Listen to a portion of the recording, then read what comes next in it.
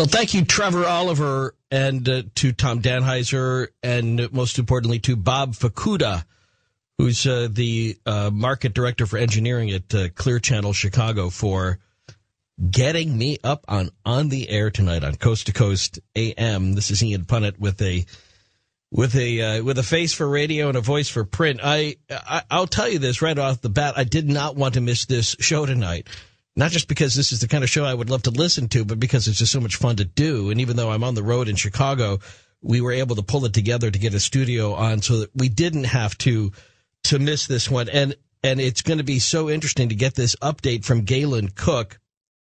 Now, you might remember Galen Cook has been on with us a couple of times now, and together we're kind of tracking down the true identity of D.B. Cooper, using the massive resources of Coast to Coast AM and Galen Cook, who is a former investigator, now a lawyer in Washington State.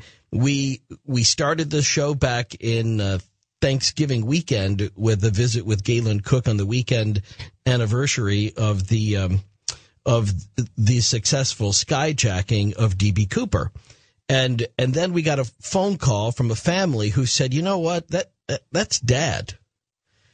And Galen Cook, who had already had a suspect that he liked a lot, even changed, had a 180, and was seriously looking at this particular suspect being offered by his family, because the man had passed and he had told individual members of his family that he was, in fact, D.B. Cooper, and showed them evidence to that effect. And the pictures say a lot. In fact, we'll get more on that coming up this hour on the website. I'll tell you about that in a few minutes.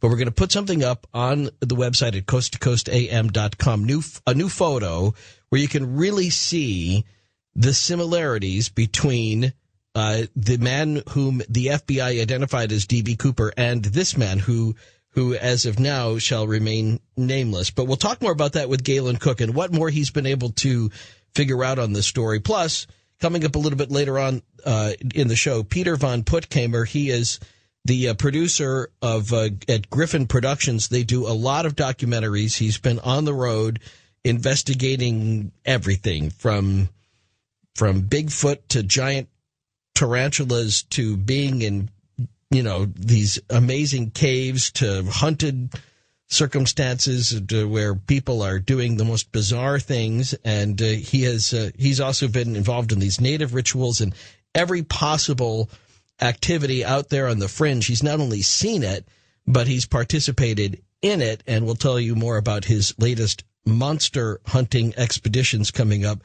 on Coast to Coast AM. Looking forward to that. But let's get started with some amazing crypto news. I think the most incredible story of this week, and it all sounds so familiar, plus the story of the manual which instructs firefighters on how to deal with a UFO invasion.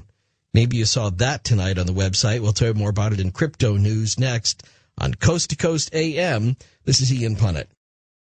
Again, Galen Cook with an important update coming up on the D.B. Cooper story, and I'm really loving where this is going. Wouldn't it be cool if we were able to break this story on Coast to Coast and finally solve the mystery of who was D.B. Cooper? We'll bring you up to speed on that coming up a little bit later on. First, in crypto news for tonight. By the way, can you hear me okay? Can you hear the thumping of the hip-hop music in the background? No one can hear that? I'm so glad. I'm doing this broadcast from a studio which is right next door to a late-night hip-hop station, which has a live DJ in the studio, and he's doing the whole McMaster thing with the discs flying. He's got two vinyl turntables going, and it's cool to watch. But he's really cranking the music up, and he's dancing, and there's all these people dancing literally about 8 feet from me, but it's separated by a wall and soundproof glass. I can feel the floor underneath me going thump, thump, thump, thump, thump. And I can even hear it when I take off my headphones, but apparently it's not coming through the processing, so we're in good shape. But if you were sitting there next to me, I swear it'd be like being next to an apartment filled with a bunch of college kids going ape on some band I've never heard of that's already won 9 Grammys. You know how that works.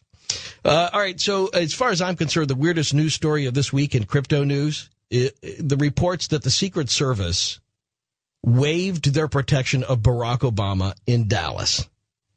Now, that was the claim made by a police officer who went on the record to say he was told to stop screening people and let them come on in. Had you heard this update, though, that the U.S. Secret Service Friday denied reports that security measures at this Obama rally in Texas were relaxed or deviated from established plans. Secret Service spokesman Eric Zarin said that there was no order from the Secret Service to stop screening people going to the Obama rally Wednesday at the Dallas Reunion Arena. He said that the event's security plans did not involve having each participant pass through a magnometer, as may be the case with other events. So he's saying the fact that a police officer said that they were told to no longer put people through the metal detectors isn't unusual, because he said there was no rule that said that they all had to go through the metal detectors. Anyway, they go on to say, the Secret Service, any allegations to the fact that we had suspended screening or deviated from the original security plan would be entirely inaccurate. But how familiar does that sound, huh? The Secret Service denies telling the Dallas police to stand down on its security of a potential, Kennedy-like president. Some guy like that. I don't know. And then the sad story of the police officer who was killed on the motorcycle. The only way this story could get weirder is if that police officer's last name had been Tippett. From Phys.org.com, now it is possible to see a movie of an electron. The movie shows how an electron rides on a light wave after just having been pulled away from an atom. This is the first time an electron has ever been filmed, and the results are presented in the latest issue of Physical Review Letters. As important as the electron is, and this is the first time it's appearing on film, makes you wonder, doesn't it? How is it that an electron is just getting on the screen and Pauly Shore has already made all those movies? It just doesn't seem right. And this new movie with the electron already made more money than Paris Hilton's The Hottie and the Naughty. Sorry. Did you hear about that movie? Paris Hilton's movie, The Hottie and the Naughty, and its opening weekend, opening in like 2,000 theaters, made $9,000 or something. Some amazingly low amount. I'm sure they didn't cover that in Physical Review Letters. That's where this story is from. We've linked it up at the website, coasttocoastam.com. Physical Review Letters. Sounds like Penthouse Forum for scientists, doesn't it? Online tonight at the Daily Mail, also at the website, the story of Mavis Price. She's the 60-year-old grandmother who seems to have a freakishly high level of static electricity coursing through her veins. She estimates she has destroyed 15 tea kettles in the last few years. Housework is a problem, 20 irons, and 10 vacuum cleaners biting the dust after falling foul of her apparently supercharged touch. She's like Magneto without the helmet, I assume.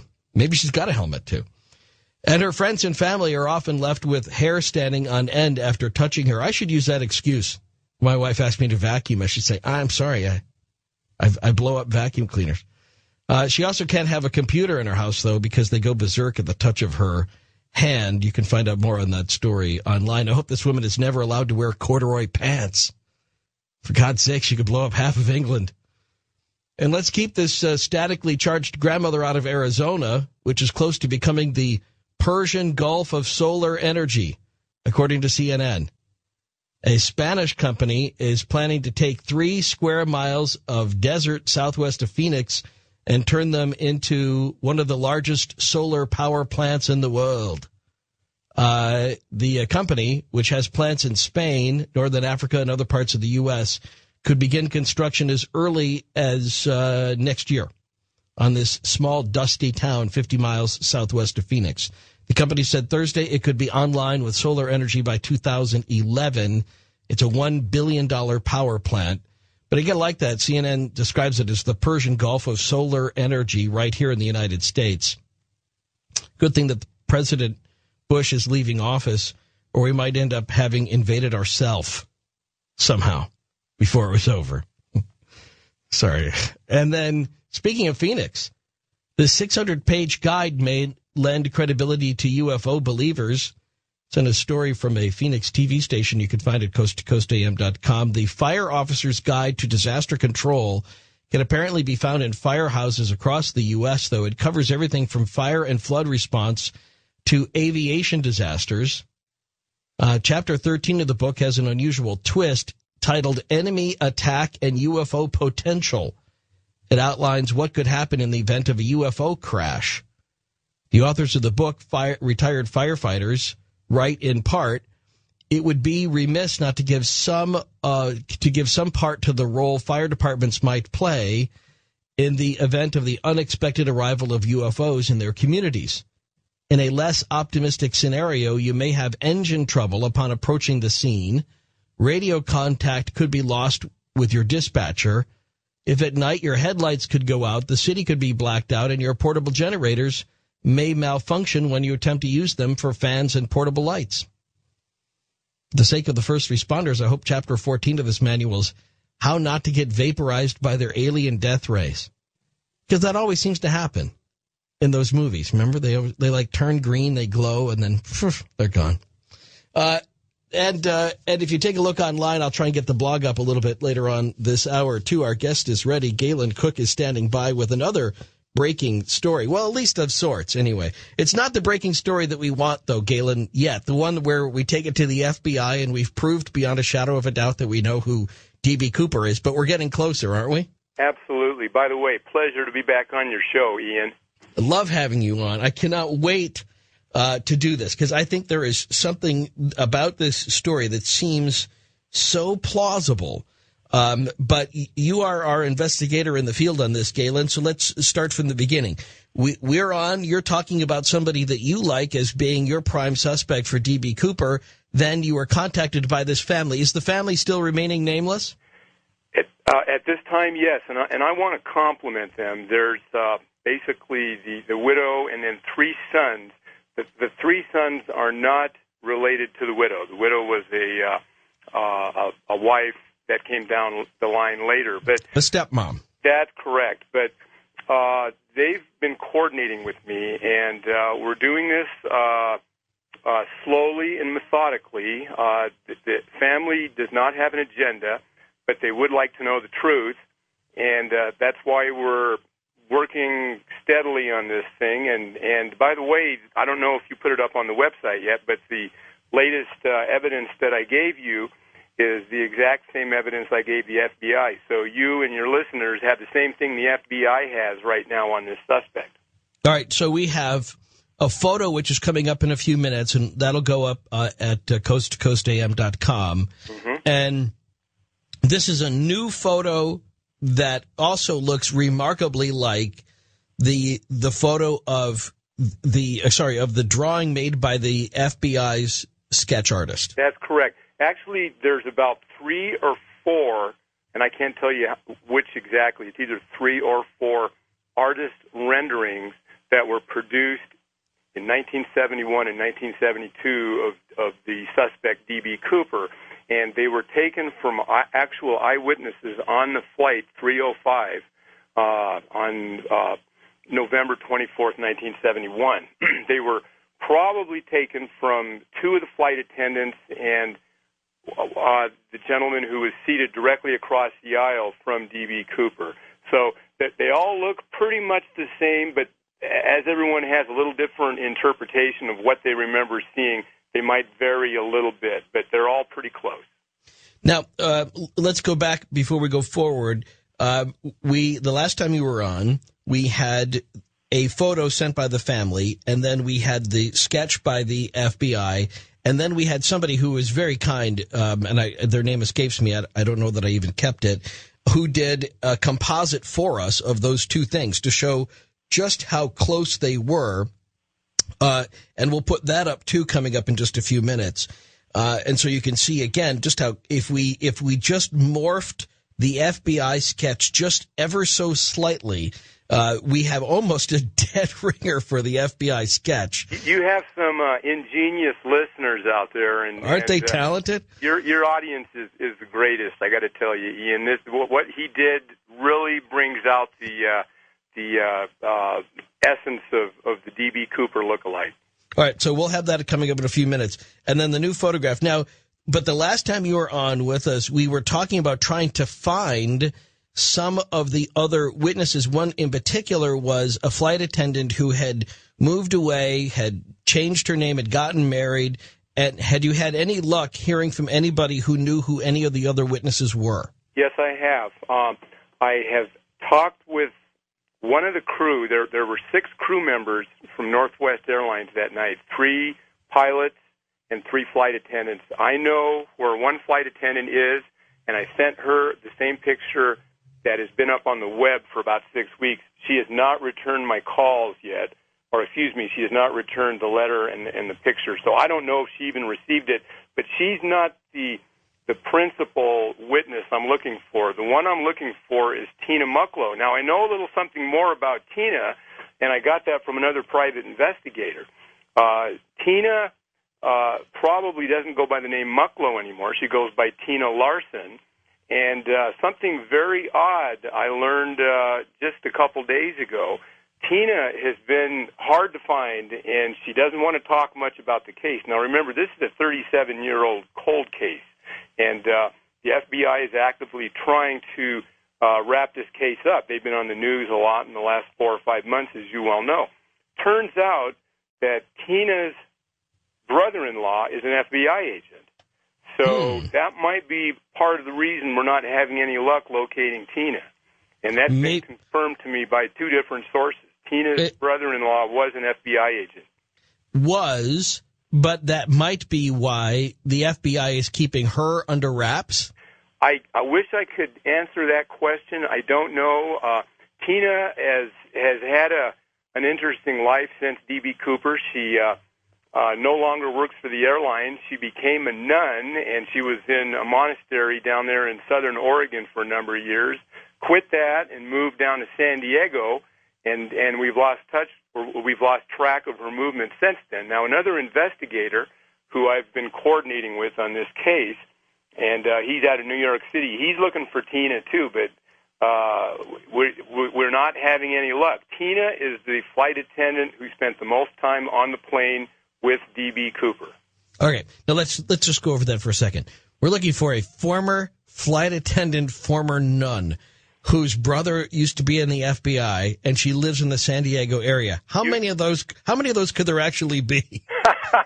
Well, I don't think she's in the San Diego area anymore, but she keeps to herself. Now, what's interesting is I looked on the Internet here a few weeks ago, and they actually have an old CBS black and white news clip. It's a Walter Cronkite clip that came out the night after the D.B. Cooper event. That would have been probably November 25th on 1971.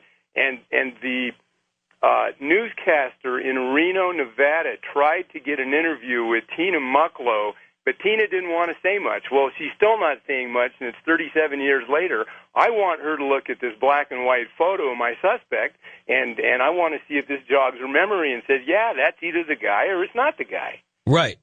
I think that's very key. Now, she might, of course, and this is sometime later, so it would be helpful maybe if in the classic police style we put 4 or 5 similar-looking photographs up there, too, if we can, and see whether or not she might be able to, if we ever had the opportunity. It would only help to bolster the case if out of those 4 or 5 she picked this guy who we'll call what? Main suspect? Suspect number 1? What do we want to call him for the rest of the conversation? Well, we'll just call him the suspect. The suspect. Yeah. Okay. So that would be interesting, too, because that would only... Sure. After all these years, that would really help if she went, no, that's it. But, all right, so again, we're looking for Tina, former nun, former flight attendant, and we'll talk more about this here in just a second, because we're just about to put up, we'll hit the send button or enter or whatever we got to do here. We'll put up all the photographs we talked about at coasttocoastam.com so that everybody can see them for themselves. And then we'll continue this conversation coming up with Galen Cook. And you know what? We'll probably hold on till after a little bit into the next hour, too, if that's all right, Galen, so we can get some phone calls in for you. But we'll give you the latest that we know, all of the new things we've heard from the family, and we'll go over the story that you're going to want to hear as we continue to try to track down the real D.B. Cooper, and you're hearing it live on Coast to Coast AM. This is Ian Punnett. All right, so it's Coast to Coast AM with Ian Punnett, and we're in our first hour here. I'm just about to check the website at coasttocoastam.com. If it's not up yet, it will be very shortly. The photographs we were just talking about, new evidence from the family of the man we're calling the prime suspect in the D.B. Cooper successful skyjacking. We'll go over a little bit of the history again. I want to talk about the DNA evidence and find out what more Galen Cook, who's an investigator turned attorney in Washington State, has been able to find out since he was last on the air with us. And you'll see another photograph of the man, including the composite drawing that was done of the original sketch by the FBI, morphed slightly by a listener to include the physical features of the man who is the prime suspect we're talking about tonight on coasttocoastam.com. If not now, then shortly. And more on this conversation coming up on Coast to Coast AM. This is Ian Punnett. Well, I love the work that Galen Cook is doing with us here on this D.B. Cooper story, which we've been a part of. And this is really cool, the new stuff. And thank you to Sean for getting it up on the website, too, at coasttocoastam.com. You go in there right now and you see what we're talking about. Another photograph provided by the family of the person we're calling our prime suspect. And in this new photograph, we're seeing all sorts of things. Primarily, just we can look at this at the headshot.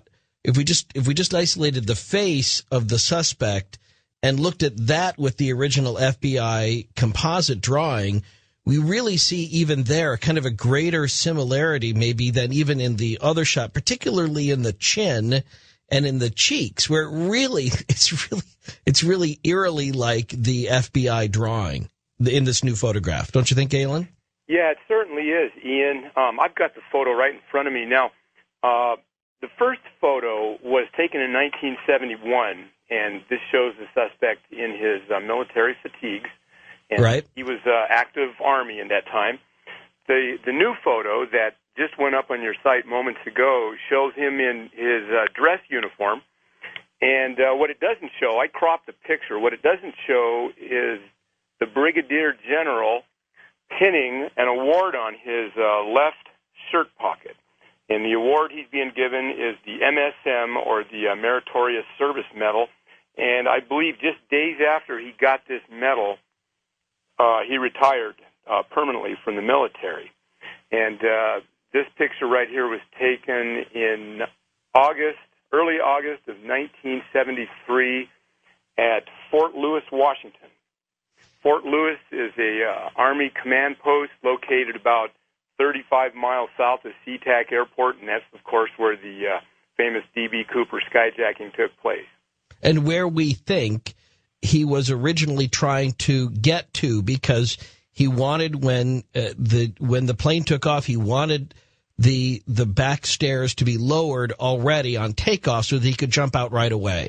Well, that's my theory and the theory of others. I don't think he necessarily wanted to or planned on dropping right in on his barracks. But no, but as opposed to, to be closer, saves him a walk and saves him a hitchhike, or however he thought he was going to get back to the base. He wanted to jump out in territory he at least had some familiarity with. Now, what I want your listeners and viewers to concentrate on is something very important on this picture, and that's the reason I put the picture up. It's not so much because of the headshot. We've seen the headshot. And by the way, you mentioned something that's important on this, and that's the chin. You notice the chin has gotten a little thicker in this 1973 photo from as compared to the 1971 photo. And that's something I've been looking at. In fact, I have other pictures of this suspect in age progression, and I'll share those with you at a later date. But he definitely grew a little bit of a chin. Well, I can see where the jowls are coming down a little bit as he's gotten older, but it's I want to point out, I know this sounds like we're, maybe microanalyzing this, but I think it's really interesting. If you look at the FBI composite drawing, you see how prominent the chin is on the drawing, right? Yes. And then you see the shading that they gave the suspect's face, which, was probably just to highlight his gauntness or to reflect, the light that they thought. But it also seems to imply a kind of swarthiness in his original face. Now, we don't know until we talk to the people who were standing there who were telling the FBI sketch artist what was significant about that shading on the side of his face.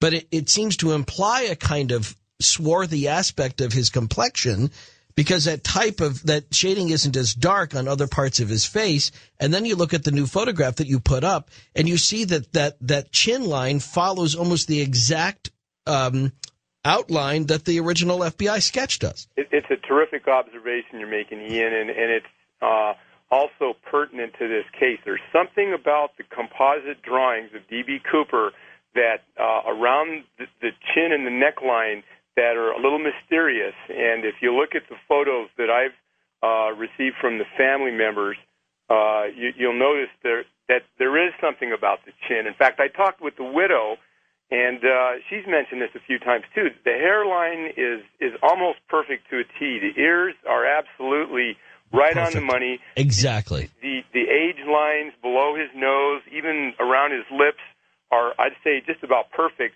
One area that I've always had a little bit of trouble with are his eyebrows.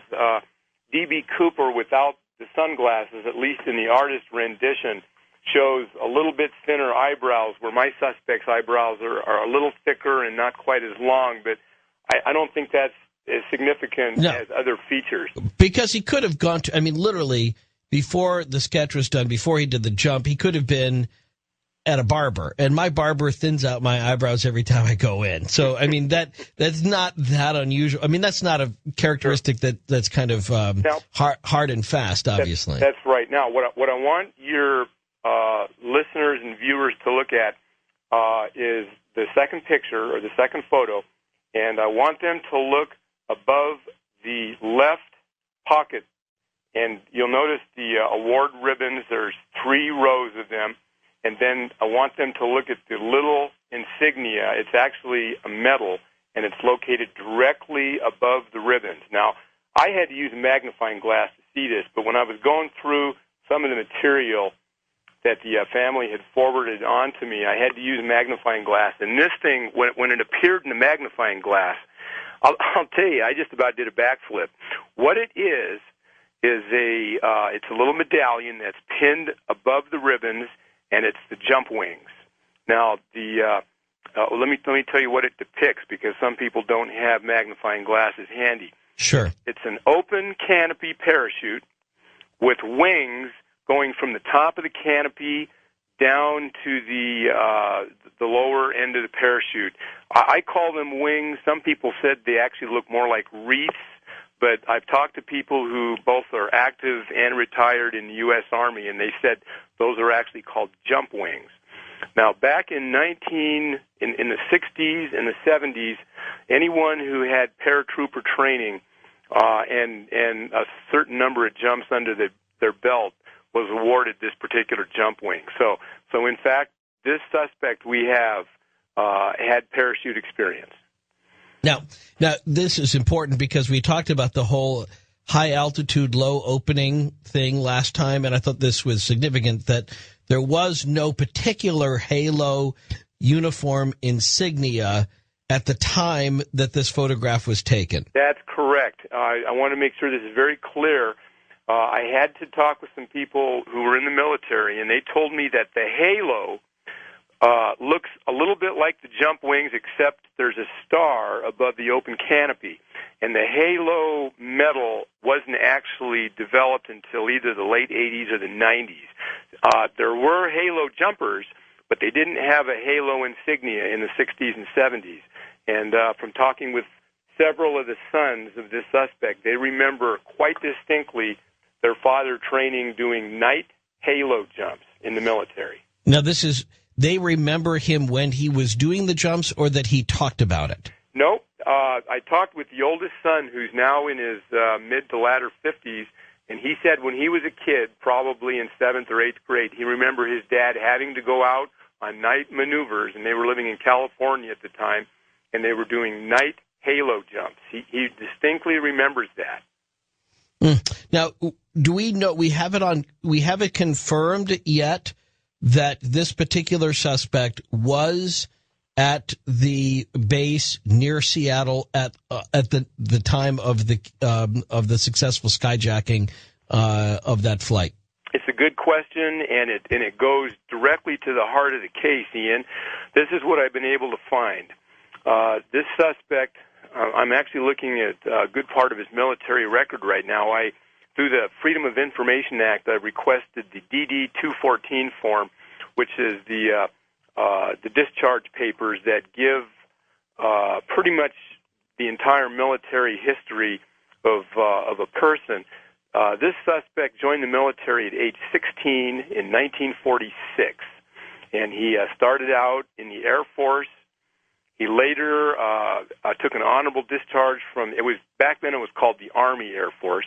Then he joined the Marines in 1955, and he served in the Marines until, I'm looking at the record here, he was actually received an honorable discharge from the U.S. Marine Corps in 1964.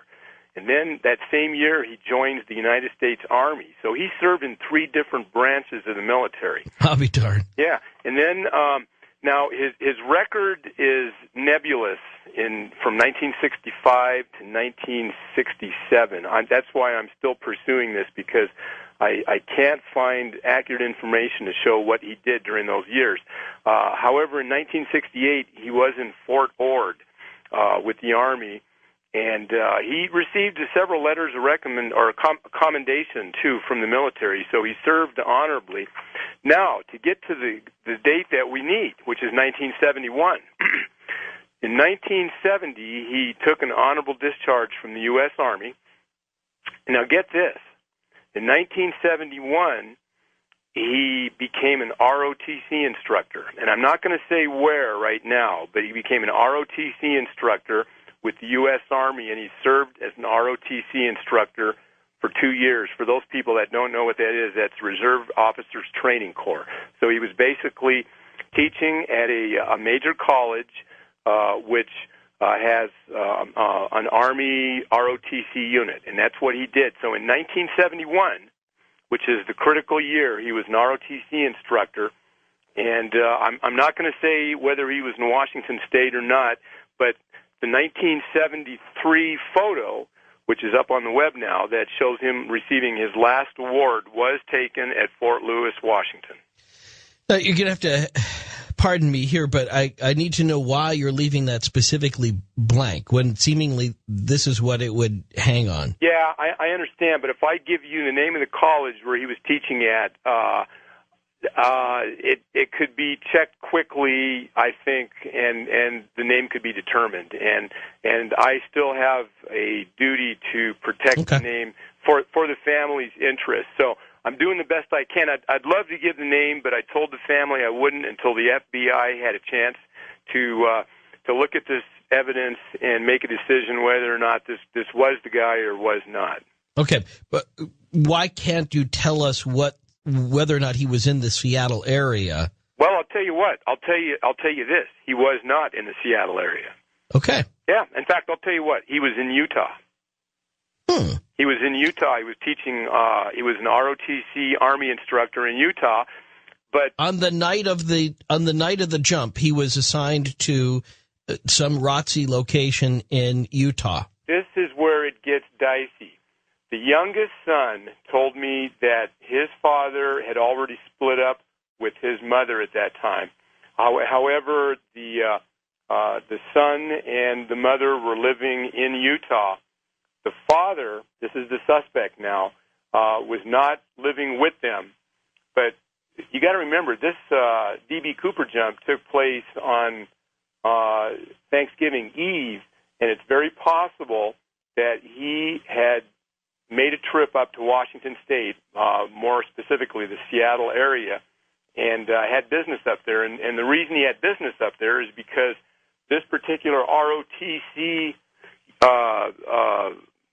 sponsored unit, or this ROTC college, was under the jurisdiction of Fort Lewis. So he would have business in Fort Lewis, Washington. Fort Lewis is Sure. the regional headquarters for all the Western ROTC colleges. The plot thickens. So you start putting it together, Yeah. and it does fit. Now, what he was doing up there on Thanksgiving, I don't know, but the son did tell me this, that the father at that time had already split up with the mom and wasn't living at home. So if you put yourself into this mindset where you're going to go back and look at what would someone be doing the night before Thanksgiving, and then why didn't someone show up to the dinner table on Thanksgiving? Well, in this case, it wouldn't matter because the father was already living on his own. Well, and let's go back to a little bit. If he had conceived of this plan, right, prior to Thanksgiving, prior to the family breaking up, he might, if this is what he did, if the prime suspect is D.B. Cooper, you don't deviate from the plan and now change it and try to transpose this very successful plan that you've got all worked out to be happening in Utah. Maybe you just stay with plan A. You've got a buddy that you're gonna stay with at the fort. You could rack up with a friend who's got a place there, and he's none the wiser. And you've got, some sort of reason to be there, and you just go back to plan A. And then you show up days later, later on the weekend or something like that, and visit the kids on Thanksgiving weekend and get your life started up all over again. He had familiarity with the Seattle area. Now, I'm going to open up the door to something. It's highly speculative, but it's eerie. And here's what happened about 6 months after the D.B. Cooper jump. There was a guy named Richard Floyd McCoy who did the same exact thing with a United Airlines flight, Denver to Los Angeles. And he hijacked a 727, and he collected $500,000 and some parachutes and jumped out. And it took the FBI about 3 days, but they did nail him. Well, this guy was from Utah, and he was also in the military. He was in the Army, and he was also a paratrooper. And you start looking at these things, and you wonder, now, this is rather interesting. We got a couple guys here who were down in Utah, but did they know each other? They weren't the same age, I can tell you that. But there may be some mysterious connection here. Yeah. That's now, I don't know, why not open that up? I mean, heck, who knows where that'll lead? Right? I'm trying to focus on one, not two, but it's an interesting connection that probably needs to be examined a little more closely. All right, and we'll do that, too, coming up in the next half hour. You can give us some more time, right, Galen? Oh, absolutely. Okay, then here's what I want to do. Coming at the top of the hour, we'll give you the numbers, and I'd love to focus on the photograph, and in particular, as you talk about the suspect's jump wings. And we have a couple of things that are kind of on the table. First of all, we might wonder, without giving away his name again, out of respect to the family and as cooperative as they've been, and to the FBI part of the investigation, we might wonder, does this guy look familiar? Did you serve with this guy? Could he have been your ROTC instructor? Were you there at Fort Lewis in Washington in 1971? Is there anything that you could add to this conversation just based on the photograph? And then we'll go back up to the composite drawings as well. And I don't know whether this would be helpful or not, but I've been sort of curious as to what that composite sketch that we have might look like to somebody with the trained eye of a sketch artist. Very good. Ian, one more thing. Don't forget there's a second piece of evidence up there that I want you to comment on, too. Well, and we'll get to that, too, in the next half hour, because I was curious about the whole blood group O and the whole thing and what all of that meant.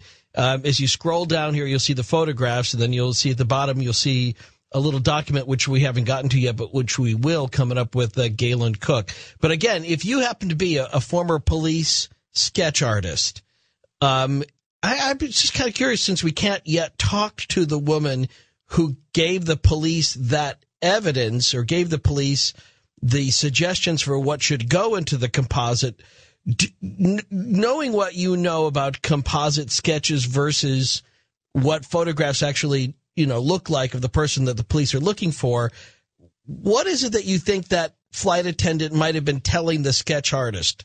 When you see what's up there, what was it she's saying, do you think, if you were a sketch artist, that you end up with that composite? And then how does that play into what we have on the photographs to the right? Go take a live from Chicago. And thanks again to Bob Fukuda, who helped arrange this accommodation. Also to Trevor Oliver and to everybody at Premier for making this happen. On the road to a little vacation time, but couldn't miss this show tonight with Galen Cook. We'll get to your phone calls. And I guess we took a couple of calls from people saying, you know what, I really don't know the D.B. Cooper story. And we did sort of launch into the latest episode without going back and doing the layout. So we'll do that in a minute here just for people that don't know who D.B. Cooper is or the story behind it. It'll help flesh out the evidence that we have up online tonight at coasttocoastam.com. We haven't gotten to all of it, but we will. And you heard us. We're asking for people who can help us both track down the flight attendant, anybody that might have a reflection on this photograph of who we're thinking of as the prime suspect tonight of D.B. Cooper. We're not giving his name out of respect to the family and to the FBI investigation. We'll talk about the fingerprints and a little bit more about what's in the photograph as seen through the eyes of Galen Cook. By the way, I just want to give a shout out to my homies in the studio next door. Mentioned last hour that there was a hip hop show going on here, and they had a live DJ that was playing thumpity thump music and doing the whole live vinyl deal. It was cool. And out in the hallway, getting a drink of water, I was given a copy of their demo.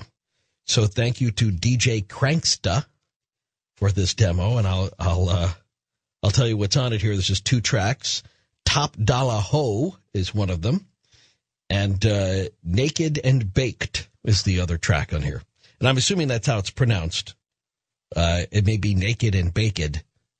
I don't know. I haven't heard it yet. Maybe they rhyme, or maybe it's Naked and Baked. But it'll be interesting. It gives me something to listen to on my way home from church later on this morning. And we'll get to your calls next for Galen Cook as we continue to track down what might be the real man behind the story of D.B. Cooper. And don't think we've forgotten about him. We're looking forward to Peter Puttkamer coming up. Peter Von Puttkamer, sorry. And we'll be talking about his latest exploits as a monster hunter. And I don't know, if I was Peter, I'd be seriously thinking about doing a documentary about this next on Coast to Coast AM. This is Ian Punnett.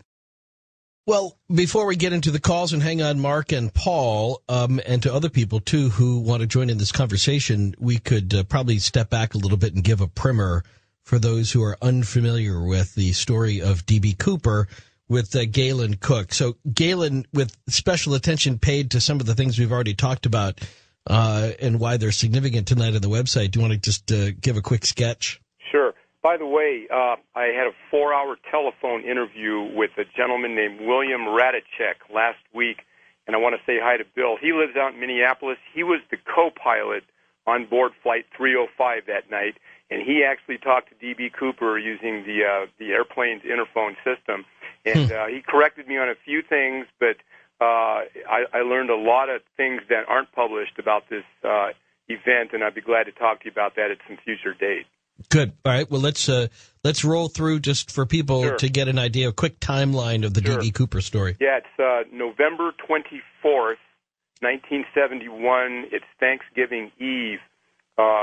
This gentleman dressed up in a suit and tie, very conservative-looking gentleman, carrying a briefcase and wearing a long raincoat, comes into the Portland International Airport, that's Portland, Oregon, buys a one-way ticket from Portland to Seattle, gets on board the plane. Before the plane even takes off, he hands a note to Florence Schaffner, one of the flight attendants, and basically the note says, I've got a bomb on board, do what I say and nothing will happen.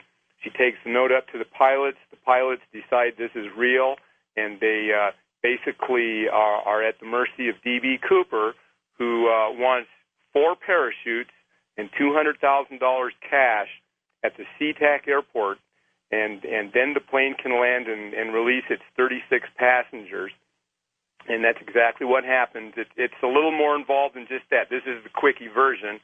Plane takes off out of SeaTac about 7:30 p.m. that night. Remember, this is Thanksgiving Eve.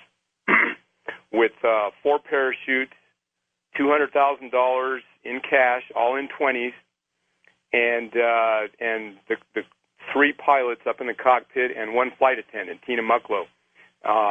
They set a course for Reno, Nevada, which is going to be a first fueling stop on the way to Mexico City. This is a hijacked airliner, Flight 305 Northwest Airlines.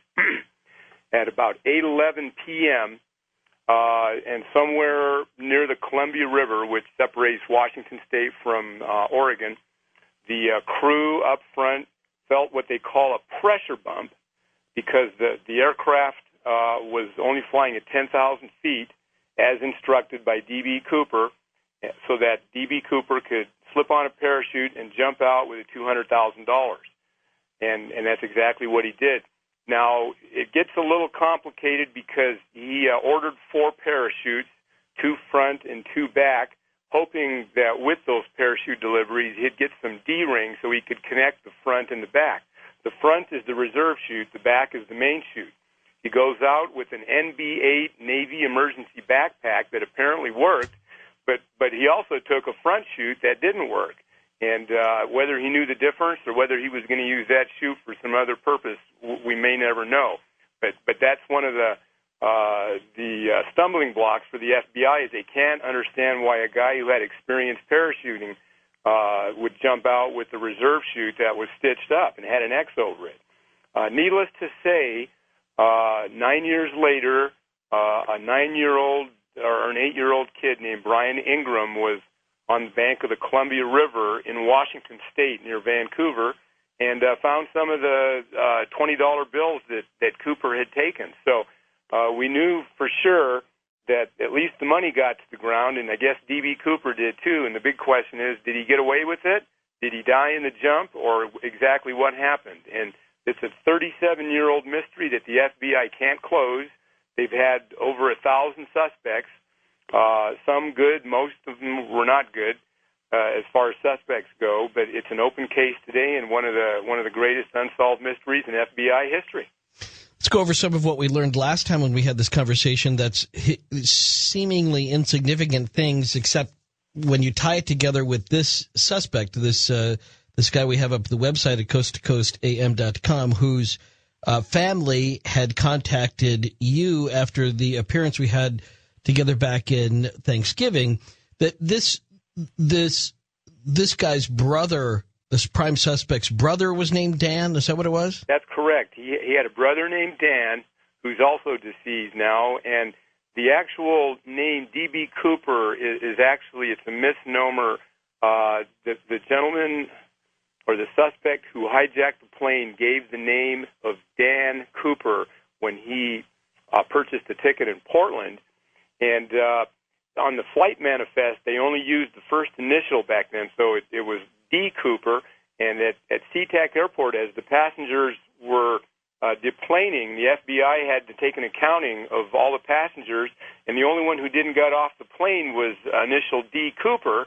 And so basically what happened is now they're in the middle of a hijacking, and they're trying to figure out who this guy D. Cooper is, and he boarded in Portland. Well, what happened was the sheriff's department down in Portland, they were checking their files, and it turned out there was a guy named D.B. Cooper that lived in Portland who had some kind of a criminal record. So they were looking at him as a suspect while the hijacking's still going on. This is up in Seattle, and it got released inadvertently to a UPI reporter that the hijacker might be D.B. Cooper. Well, the hijacker never gave the name D.B. Cooper. He only gave the name Dan Cooper. But, as they say, the rest is history, and right. D.B. Cooper just kind of stuck.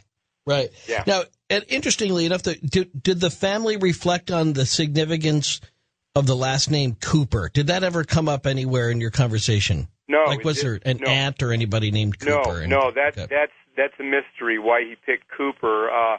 It might be a mystery why he picked Dan, but he did have an older brother named Dan. Yep. That's the record, and Dan is now deceased, too.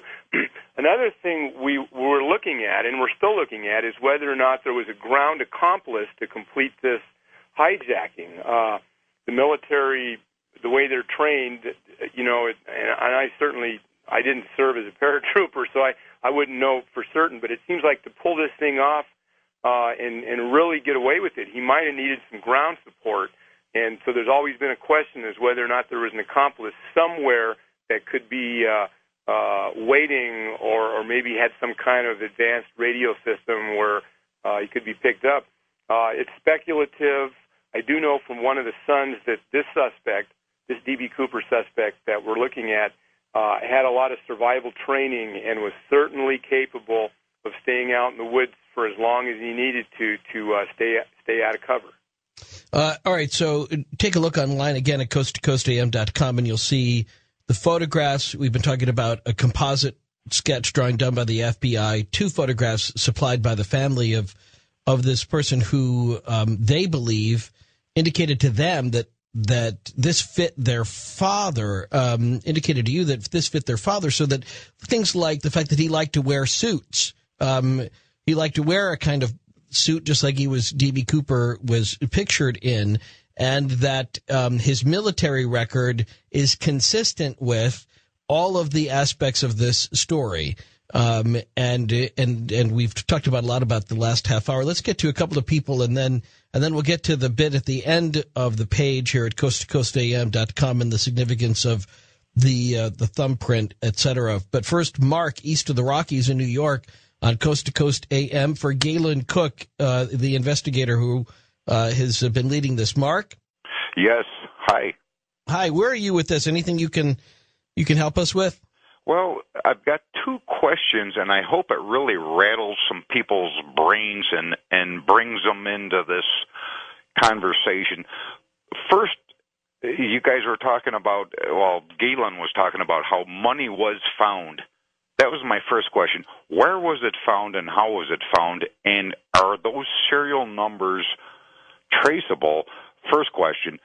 Second question is, if you're going to jump from a plane like that over the Northwest, over all that forested area, are you not going to get hung up in the trees somewhere?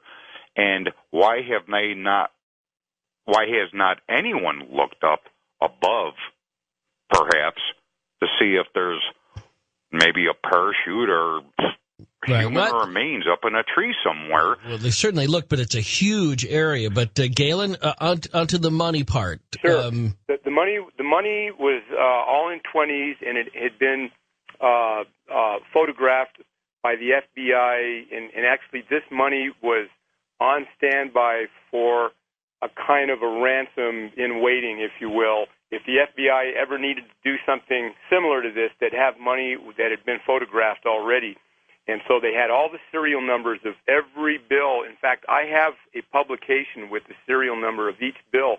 And so when this young kid, this 8-year-old kid, found the money on the banks of the river, they took it to Ralph Himmelsbach, who was the lead FBI agent in Portland. And the first thing he did was pull out his magnifying glass and match up the numbers. He said, "Yep, that's Cooper's money." Right away. Absolutely. It just took him 5 minutes, and he said, "You found some of Cooper's booty." Now, to answer Mark's second question, I'm going to do it in 2 parts. There has never, ever been anything else found relating to this D.B. Cooper jump except the money. And that's kind of odd, considering all the people that go out in the woods and recreate and hunt in the Pacific Northwest. Sure. Now, one more thing I want to tell Mark is this. He makes a good point about a 28-foot parachute canopy getting hung up on the trees, and how could this guy ever get out of it? Well, you know what? In Southeast Asia during the Vietnam War, that's how they inserted paratroopers north of the DMZ. They made jumps at night, and they inserted, and these guys knew they would get hung up in thick canopies, jungle canopies, and they had to be skilled enough to be able to get out of that and get down in the ground and be safe. So the military training would have taken care of that. And again, that's part of the photograph that we've got online tonight that shows you he had that military training, and so he might have also had the training to avoid being hung up in the trees, and that's the other part of this, is skilled as a high altitude, low opening parachutist. that he might know exactly what not to do as well. And let's go to Paul, west of the Rockies in Nevada on Coast to Coast AM. Paul, have you looked at the photographs we've got up there at coasttocoastam.com? Oh, yes, I have. But, real quick to answer your last question as well, D.B. Cooper and so did Richard Floyd McCoy, they gave exact flight coordinates to the pilots via the flight crew. So he knew exactly where he was jumping. He led him on a wild goose chase. He knew exactly where he wanted to jump. He's a very smart guy. I looked at the photographs. Doesn't look like D.B. Cooper at all. He looks too old. His nose is too wide, and he also looks maybe more of Eastern European descent, where D.B. Cooper, by the sketch, looks more of a Celtic ancestry. But here, if you believe the book, D.B. Cooper, the real McCoy, it's very compelling evidence by that author, and the book was published in 1991. Stop right here. Wait. Stop right here. Just so you don't think that we haven't had the McCoy discussion before. Go ahead, Galen. Yeah, I read the book, and I talked for an hour on the phone with the author of the book. That's Russ Callum. He was the lead FBI agent out of the Salt Lake City office, and he does stand by his theory that Richard Floyd McCoy was D.B. Cooper. However, he can't answer the following questions, and I asked him, and he doesn't have an answer for it. Number one, we know that the real D.B. Cooper on Flight 305 smoked cigarettes. He smoked at least half a pack of cigarettes during that flight. Richard Floyd McCoy did not smoke. He was a strict Mormon.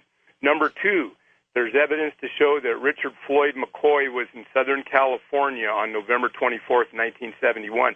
And I brought both of these actualities up to Mr. Callum, and a very nice gentleman, by the way, a gentleman in his mid-80s now, but he could not provide me with an answer on that. He thought maybe the cigarettes were a decoy. I have a hard time with that myself. I could believe it'd be a decoy because he also wore makeup and a disguise. But now here's what the evidence that says Richard McCoy was D.B. Cooper. He does the same exact hijacking 4 months later, same Boeing 727 with the AFT stairs. He gets away with it initially. He looks identical to the sketch. He attended BYU. And by the way, D.B. Cooper left behind a Brigham Young medallion with Richard McCoy's initials. No, hold on, stop right here for a second. Galen? Never heard of that before. Never heard of that before. No. And also, I have to tell the caller one thing. I talked 4 hours with the pilot, one of the pilots on Flight 305, and I asked him specifically if D.B. Cooper, who hijacked the flight up there in Seattle, whether or not he gave specific instructions as to where to fly, and he said no. He said D.B. Cooper said, take me to Mexico City, and that's all he said. There were no specific flight instructions as to which path to follow or which route to take. The only instructions he gave the cockpit crew was fly at 10,000 feet, keep your flaps at 15 degrees, and don't exceed 180 miles an hour. That's it.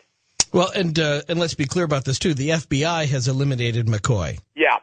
You talk to any of the FBI agents, either retired or active, and they all will say the same thing. Richard Floyd McCoy was not D.B. Cooper.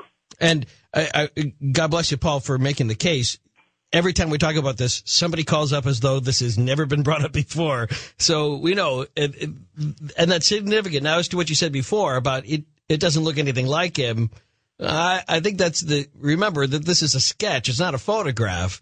And that the thing about the nose, do people really pay that much attention to the width of somebody's nose? Richard Floyd McCoy was 28 years old when he hijacked the United flight. All the people who saw D.B. Cooper said he was a man in his 40s. And that would be perfect. We'll come back next, though. More calls as we sort this out on Coast to Coast AM. And we are on the trail of the real D.B. Cooper. We may have a suspect that the FBI has been interested in. We've been talking about that with Galen Cook. I want to find a little bit more out about what the FBI has been telling Galen in just a second as we've been presenting this data on the air. It sure helps make this suspect look like a more likely candidate to be the real D.B. Cooper. But we're still in the stages, the investigative stages. We'll talk about the fingerprints here in just a second. We'll also talk about the DNA that they have what the family is offering to the FBI to help determine whether or not their father was D.B. Cooper. And I want to have Galen, too, go over the details that the family has told them about why they said their father claimed he was D.B. Cooper. And then your calls, too. And we'll get to that coming up with Peter von Puttkamer, who's been kind enough to delay being on until the top of the hour. But we'll get to the Monster Hunter, I promise you. And I'm super looking forward to that, too. So it's going to be a great night ahead. Don't miss a minute. Coast to Coast AM. This is Ian Punnett. Galen Cook, former investigator turned attorney who's still investigating D.B. Cooper. And let's just go over, too, before the end of this hour, all the things that we're looking for. Kind of a shot in the dark, but who knows? Maybe somebody knows something. But let's go east of the Rockies first. Bob is in Pennsylvania on Coast to Coast AM. For Galen Cook. Bob, have you been to the website? Have you looked at the new evidence that's up there? Actually, I haven't had a chance to yet. I'm working as a police officer, and I'm out on the road right now. I can't wait to get back in the office and take a look. Thank you. But my question for Galen, I know he was trying to track down the flight attendants to have a question about the descriptions and the photos. Was he able to track down the actual sketch artist at all? Yeah, that is one of those things we'd be curious about. Galen? Yeah, it's a good question the officer brings up. I have not actually talked to him. I've got a couple names. I think there were more than one sketch artist involved because like I said before, there were 3 or 4 different renditions that circulate around, and they all look just a little bit different. But when you look at them in a general way, they're all the same. But to answer the officer's question, no, I have not talked to the author of the sketches. You know, it is a curiosity, and there have been many great examples of suspects caught who, when you look at the actual photograph and then compare it to the sketch, you see how close the sketch artist got. But it's never like photorealism. It's not an exact match, but there are things always about the sketch that are evocative of the subject. You have to have something to go on, sure. Go with, Ian, and obviously, if this kind of thing didn't work, they would never put it out there, and it's not a slam dunk. But I think when you look at the suspect photo that we have up on Coast to Coast, you'll see that it's probably better than any others that have been offered before. Going back to Richard Floyd McCoy for a minute, if you look at his photo, and there's plenty of photos of him, you can get them on the web. I don't think he looks like D.B. Cooper, at least according to the artist sketch. There might be some very vague similarities, but when you look at it close, the ears are very different, the jawline is different, and but I want to say one thing about not the officer's call, but the previous call when he brought up the Richard Floyd McCoy name. There's something very weird about this case that D.B. Cooper would have a Utah connection, and Richard Floyd McCoy absolutely lived in Utah. In fact, he parachuted down not too far from his house in Utah, and he served both in the active military in the 60s and then later as a guard unit member. And I'm just wondering if maybe the real D.B. Cooper and Richard Floyd McCoy didn't know each other, or maybe they were in sure. the same paratrooping command or something. There's a strange connection there. Yeah, and interestingly enough, of course, too, again, you go back to saying, I wonder whether there could have been somebody who was providing ground help to D.B. Cooper. The FBI has always wondered whether there was an accomplice. Is it so far out of the question to wonder whether or not somebody like that would have been on the ground to help him, and then he would have in turn helped them, pull off their own job? Mm-hmm. That's right. And that the family that we've talked to about this point out that there's something really consistent about this with the problem that their father had gambling. Yeah, that's been told to me several times. He had a very bad habit of gambling and never had the financial resources around to do certain things with his family. So you can certainly look at that as a motive. He also was able to keep his mouth shut, something Richard Floyd McCoy was not able to do, and that's what led to his arrest. He talked about his his heroics jumping out of an airplane with $500,000, and the FBI nailed him 2 days after that. But D.B. Cooper apparently didn't talk, and my suspect talked very little, but he did tell all the family members, and not on numerous occasions, but several times, that he was D.B. Cooper, and let it go with that. He didn't want to make a big deal of it, but he did indicate with certain things, and one of the shows that we did earlier, Ian, you said you predicted that D.B. Cooper might be found in 2008, and the answer to the whole puzzle might end up in a shoebox. And I got to thinking about that, and what I'm looking for is a gray briefcase that my suspect had, and we can't locate it now. The widow is trying to help me locate it, but she told me this.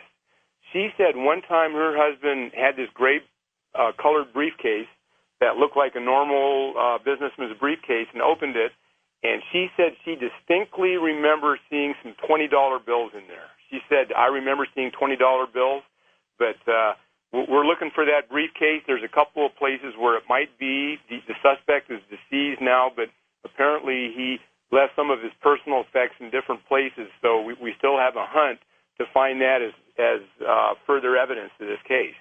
Let's get Tom in from Washington, west of the Rockies, on Coast to Coast AM. Tom?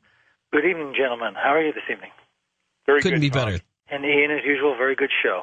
Thank you. Appreciate that. Two questions for Mr. Cook. Mr. Cook, I'm currently on active duty in the military, and by my experience, usually Halo guys are usually special operations or alerts detachments. Was your Mr. Cooper, the suspect, was he in any special operations or alerts type unit while he was in the military? I can't ascertain that yet. What I did was I went through all of the military discharge papers that the family sent me. They sent me a whole bunch of stuff, and in a few minutes, Ian's going to bring out that last piece of evidence. That was something buried, and that's why I gave it to Ian. I thought it was it would carry probative value. But to answer your question, I haven't been able to determine that through records. Now, one of the sons tells me that he remembers his dad doing halo jumps at night somewhere near Fort Ord, California, and these were training missions before he went to Vietnam. He apparently served at least 2 tours in Vietnam. So without seeing the actual records from a DD-214 form, I can't tell you, but I would say there's a high probability of it.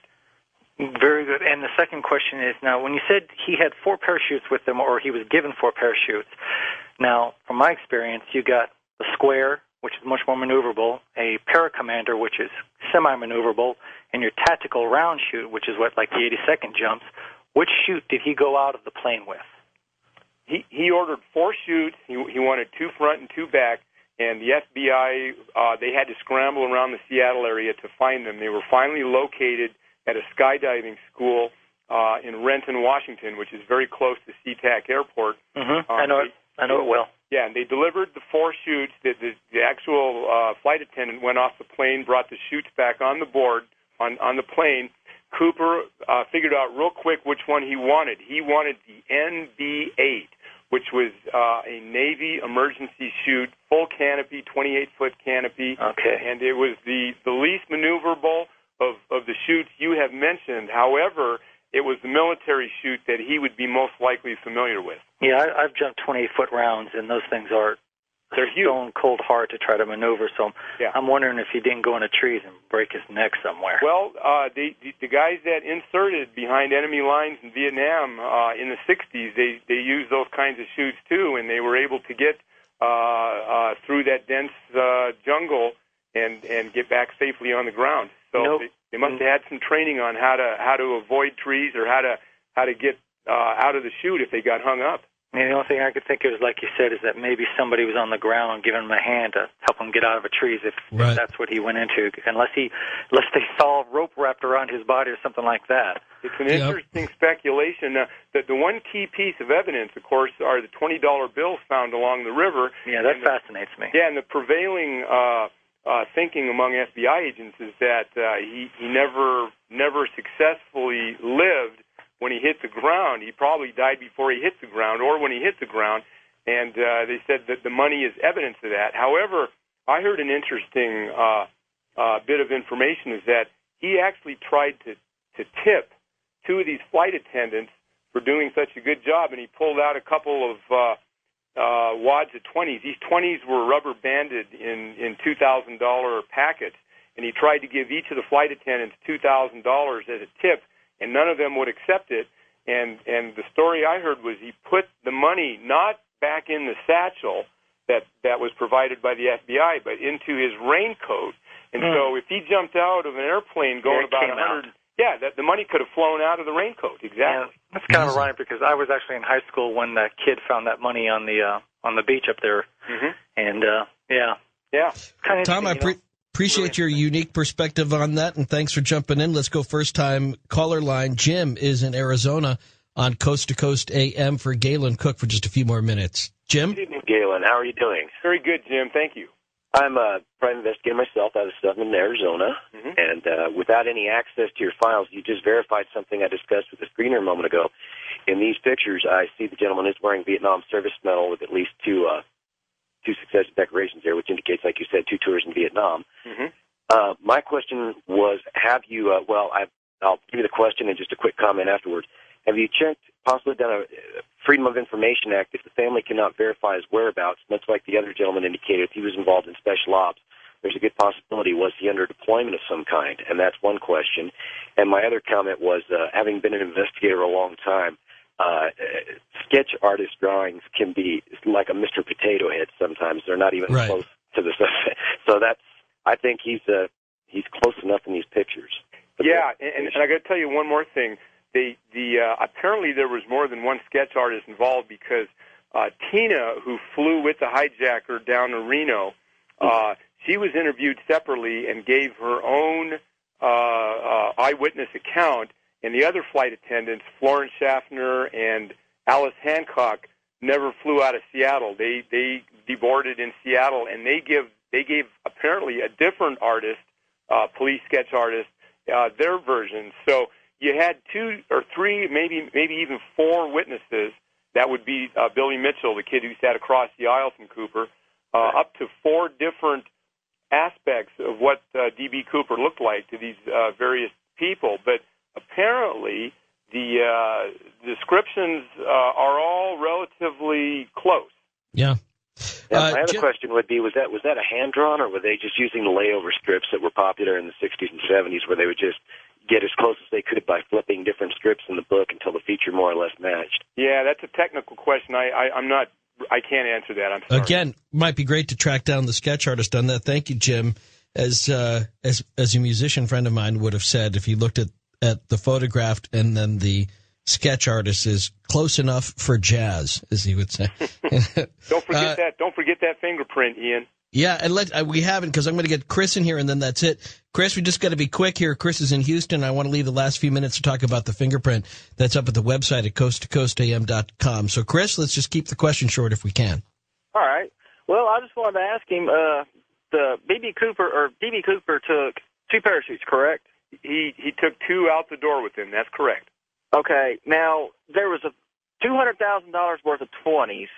And that makes 1,000 20s. Now, I don't know what the weight capacity of a parachute is for a 28-foot canopy, but compared to the individual that was going to be parachuting, but couldn't he use the second parachute for the money? Because I'm not sure how much it was weighed. It was sealed closed. It wasn't a functioning parachute. The $200,000 cash weighs about 22 pounds, and the flight attendant, Tina Mucklow, saw D.B. Cooper attach a rope to his waist, about a 6 to 8 foot tether line, with the money in a separate satchel, and he was going to use that as a tethering line to jump out of that airplane with.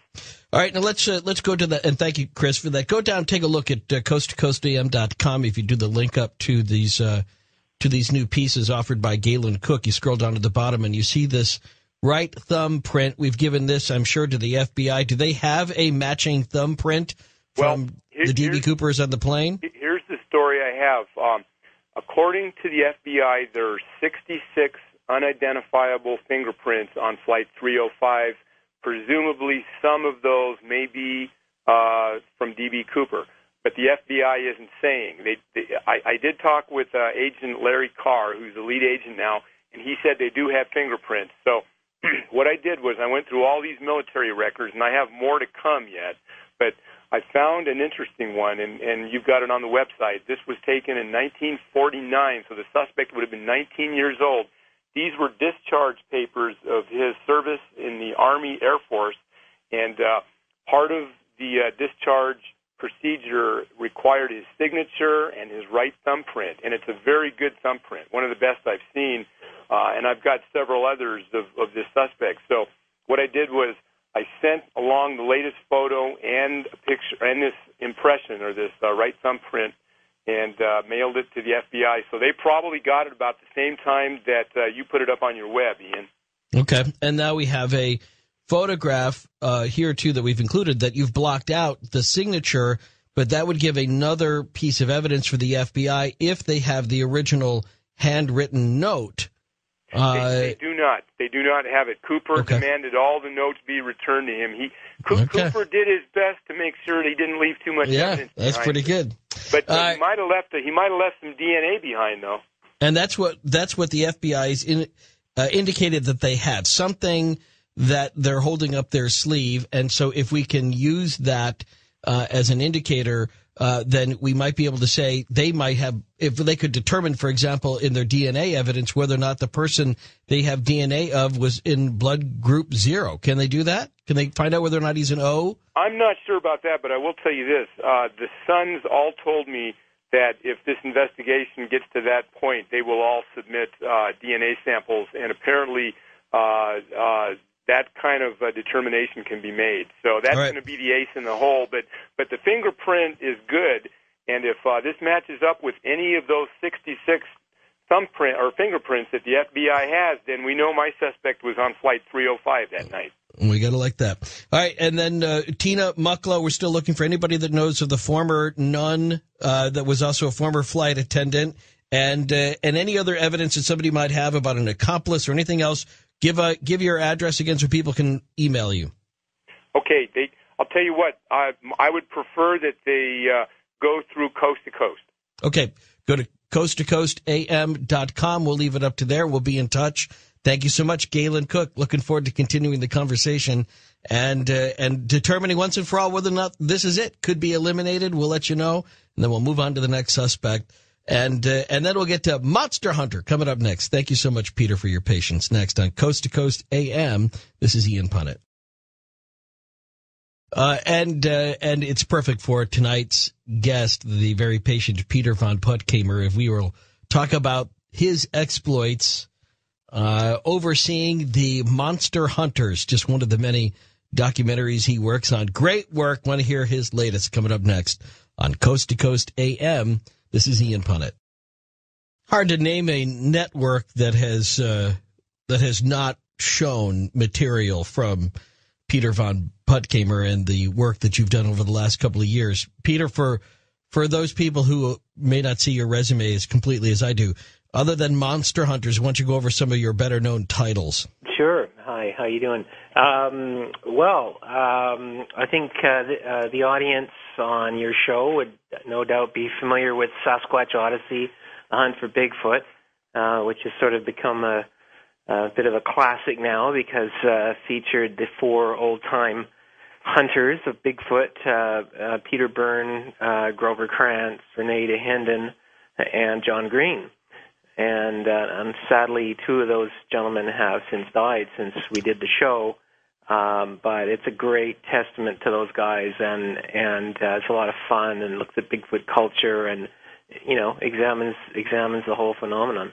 Kind of the original 4 horsemen of the Sasquatch apocalypse. Well, they're kind of loosely referred to as that by a couple of people in the show. The 4 horsemen of Sasquatchery.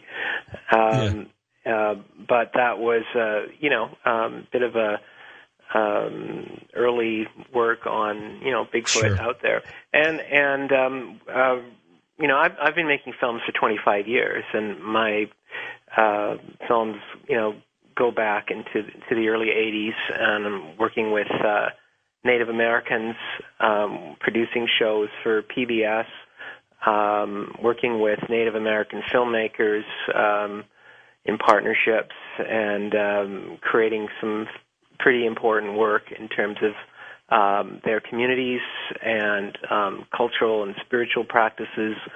One of my early